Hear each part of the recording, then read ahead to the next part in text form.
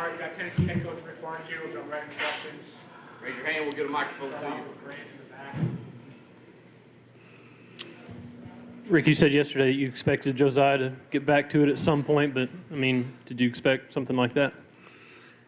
Well, I don't know if you expect anything other than he's been a huge part of this program from the time he walked on campus. And what I loved about him, and I've said it before, when Jordan was going through a little bit of a slump, he struggled in practice, but the last 2 days we've had some really good work in practice, and Josiah got back to being aggressive. And what we told our guys that we're not going to sit around and watch Dalton do it. We got too many good players. And I said, we're not going to do that. And I told those guys, it's simple. If you're open, we want you to do what we do. And, great performance with our guys tonight against, you guys know how much respect I have for John and his program and his players. And we knew they were going to be a really difficult team to guard. We knew they could get going. I thought up until tonight I was the best player to ever come out of Hickory, but that got blown up tonight. Dillingham was phenomenal. He was phenomenal. But it's just a great team win for us. I thought Zakai and everyone, I talk about it. I thought Tobey's minutes were really important at a time when they were just really hitting us hard on the glass. But am I surprised with Josiah, Santi? We've been through so much with those guys, and I'm not surprised because our older guys, our experience, I thought was really, really important tonight. Coach, just back in the back, just before practice yesterday, you talked about the importance of getting off to a good start on the road, but especially in this building. Talk about your guys being able to come out like they did in that first 10 minutes. Well, again, the key is, we play fast too, and we told them it's going to be a totally different game than we've been in the last two games. We've been in a low possession game, played two teams and obviously Kentucky's an extremely fast team. It moves with it. We do too, and so we early really tried to concentrate on transition defense because we didn't want them to get out and get going early. But on the other way, we said, hey, we want to do what we do, get down the floor as quickly as we can, and we're open. We want to shoot it.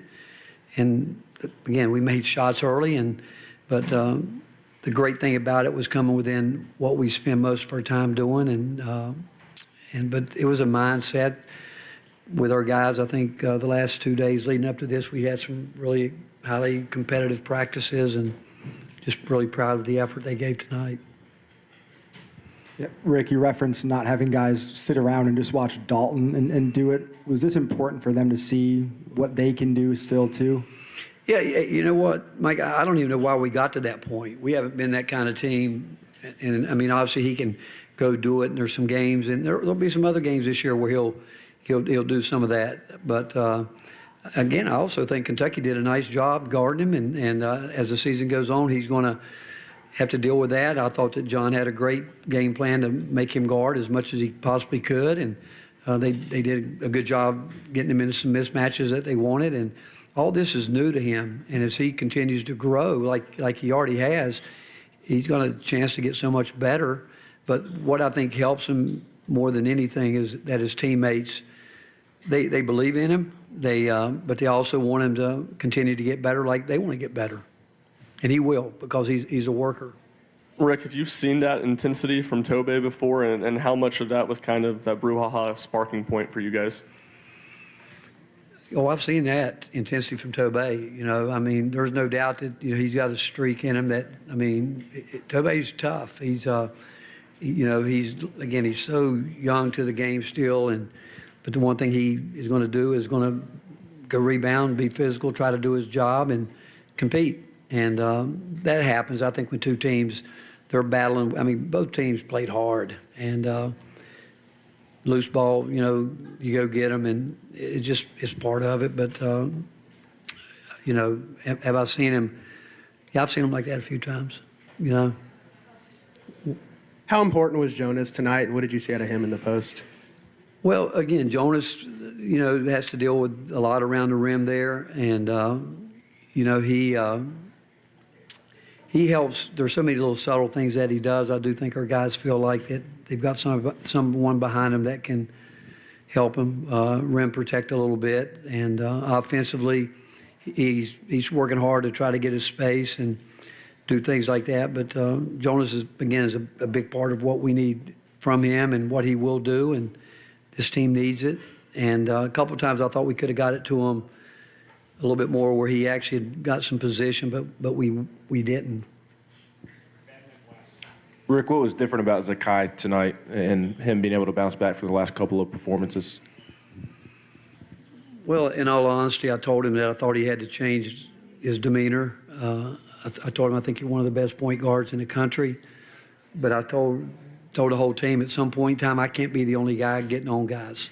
I said, you've got to do that. And because, I am relentless in terms of details and those type things. But I said, we can't be a team that when we're down, saying to each other, we're good, when it's not good. I said, we got to be transparent. We've got to be, and you guys that were at practice yesterday, I thought the last 2 days he did a great job where he took it on himself, said, hey, I'm the guy that's supposed to be driving this car, and I'm going to make sure that guys are doing what they're supposed to do when they're supposed to do it. If not, I'm going to let them know about it. And and tonight I thought he went through a stretch a little bit where he was trying to do a little bit too much, but overall, I thought he was terrific.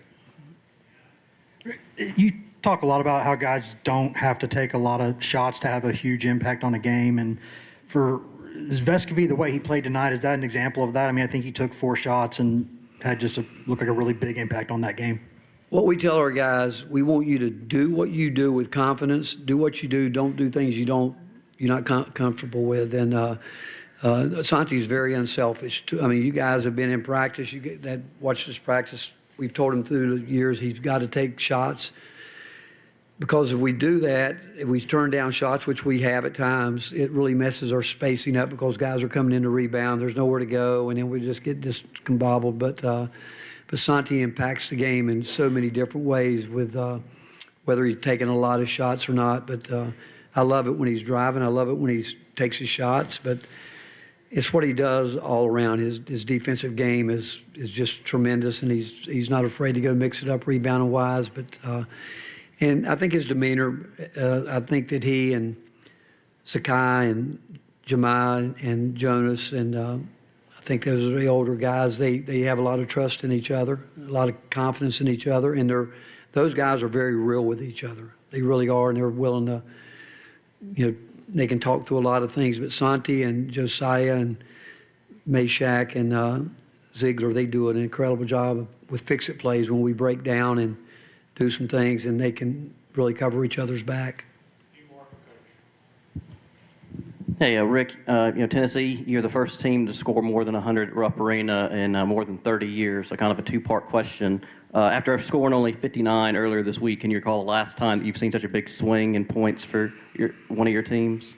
Well, again, it goes back. This is the high possession game. I mean, Kentucky's they're lethal when they get out and run, and they get down the floor. They really attack, and I'm really kind of surprised when I was doing the pregame radio show. Bob asked me about their speed. I said, well, let's talk about our speed. I said, we play fast.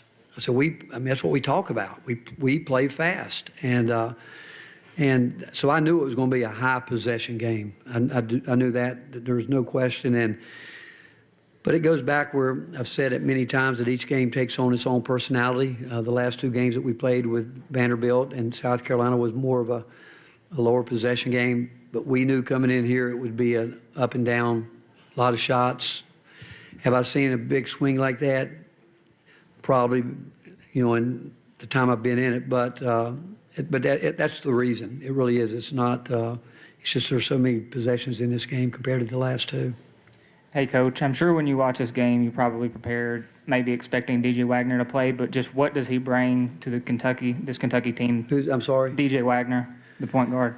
I mean, we know he's a terrific player, and we know he is. And I'll say it, and I've said it many times, there's not a better coach in the country that's going to deal with adversity like John does, and he will get his guys better. They always get better. He's got a lot of young guys. When we were going through the scout report and freshman, and when you got a guy that obviously they've counted on up to this point, and obviously everybody's watched him play through the years, but he's a valuable part. But I can assure you this, that whatever deck that John's got, he's gonna coach that. He's not gonna sit around and think, well, we don't have this, we don't have that. He's gonna take what he's got and try to get the most out of them.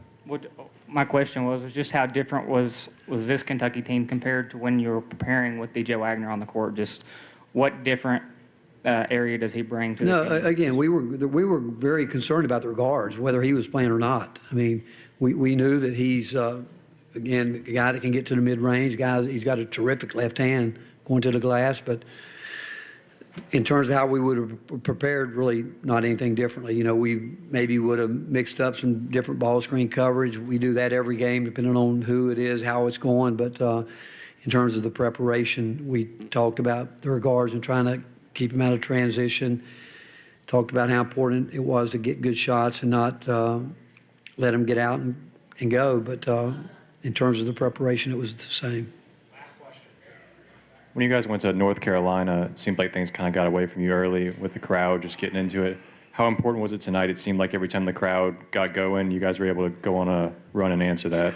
Well, again, not to take away anything from North Carolina, but after coming back from Maui, those Maui blues can hurt you.